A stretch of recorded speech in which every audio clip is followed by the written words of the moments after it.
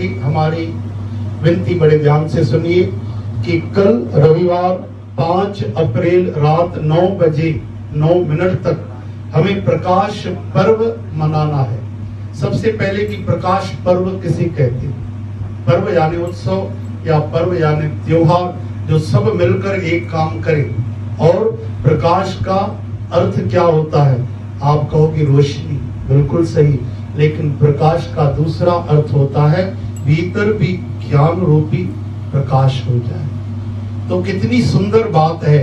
अगर आप हमारे वेद शास्त्र में डुबकी लगाएं तो आपको पता पड़ेगा कि जो एक भी दीपक जलाता है, रोशनी तो यहाँ होती है पर परलोक के पथ में भी भगवान उसे प्रकाश देते हैं। इनका बहुत बड़ा वैज्ञानिक कारण भी है, आध्यात्मिक कारण भी है। ये बहुत ही सुरीली, मधुर और लोकहित में बात है कि जब आप 9 मिनट तक अपने घर में, द्वार पे, आंगन में दीपक जलाएंगे, मोमबत्ती जलाएंगे, अरे और कुछ नहीं तो आपके मोबाइल में फ्लैश लाइट है वो जलाइए, और ये कृत्रिम लाइट बंद करके जब ये दीप जलेंगे तो हमें महसूस होगा कि सब हम एक हैं।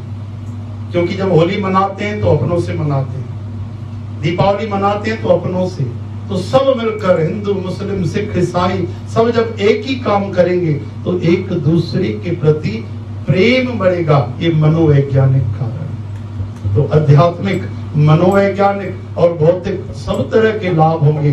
धार्मिक लाभ कितने हैं आप पढ़ के देखो। पद्म पुराण, भविष्य पुराण में एकादशी महात्म में दीपदान का बहुत बड़ा महत्व है। और आज भी जलाइए, आज एकादशी में भी और कल भी जलाइए, द्वादशी में। कल तो सबको जलाना है और पूरे भारत देश में ऐसा प्रकाश हो, ऐसी रोशनी हो कि सब भेदभाव मिट जाएं, बीमारियां मिट जाएं, हम प्रेम की तरफ, भक्ति की तरफ, देश के प्रेम की तरफ अग्रसर हों। हमारी यही प्रभु से प्रार्थना है। धन्यवाद देते हैं भारत सरकार का। बोलो भारत माता की जय हिंद। एक और